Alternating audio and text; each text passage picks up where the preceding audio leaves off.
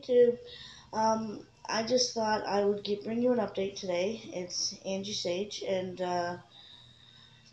yesterday I went to Toronto for my second to last appointment to get to the big operation. Now, I saw I think he's a medical internist. I'm pretty sure that's what he's called. His name is Dr. What is it? I wrote everything down in my book. I would suggest, if you're like me and you forget names and dates and times, get yourself one of these little handy dandy books from the dollar store. Take it with you when you go to your appointments and write down everything, because they don't always give you a sheet of information. I got a surgery date, but first I will tell you about the appointment with Dr. Glazer. Um, he is a very busy man, and he talks like he should be doing auctions and stuff, but he talks really fast. So that's why I suggest the book, because I had to go back and speak to the nurses to make sure that I was all good to go, because I didn't catch everything he said. Like, he spoke at me, so it was. So I went back to the nurses, and I suggest to anybody who's going through this, make friends with the nurses. They know all the crap that's going on. They know all about the doctors. They do all the work. The doctor sees you for like 5 minutes and then clears you for whatever. The nurses do all the work. Like, I had to have an ECG done yesterday, um, which, for those of you who don't know what it is, it's an echocardiogram. They put these little stickers on in a bunch of places all over your body. They take a 5 second listen to your heart. They ping off an echo, and the echo comes back, and the computer spits out a piece of paper, just to make sure everything's working. You don't have a heart murmur or heart issues that would cause problems during surgery. Now, from what I gathered, going to see this doctor is one of the screening things to make sure that you're safe for surgery. Like, he was sending people for sleep studies, and he does all the pre-screening for anybody who has life-threatening illnesses that could kill them during surgery, because he told me 1 in 200 people die during the surgery, and it's a high-risk surgery, as anybody who's done their research on this would know. Um, and any doctor should be telling you, if you're just at the beginning of all this. It is not a fix-all. You still have to do work, as I've said in previous videos, and you still have to, eat properly, exercise.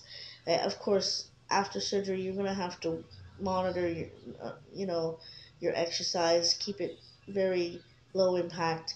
Walking is the best thing for you while you're recovering, because for 6 to 8 weeks, you can't do weightlifting, you can't do running, you can't do any kind of physical activity that could harm the pouch or the sutures, because, like, they're cutting your stomach in half. Not even in half. You get like a quarter of your stomach that gets turned into your pouch, and the rest of it just gets used for the juices that will dissolve your food halfway down the small.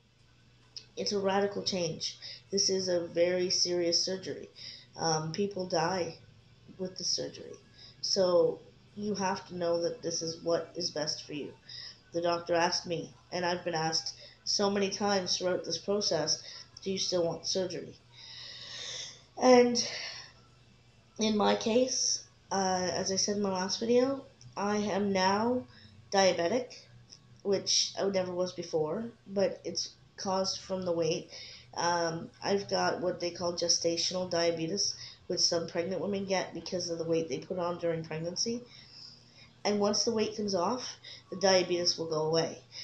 But as the doctor told me yesterday, there are no guarantees.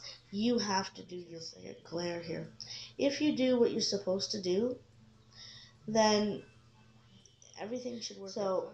I take blood pressure medicine, and on the day of my surgery, on the morning of my surgery, I am to take my blood pressure medicine with a sip of water, nothing more. Because 12 hours before surgery, you're not allowed to have anything. So, no fluids, no nothing for 12 hours before surgery because they want your stomach to be empty.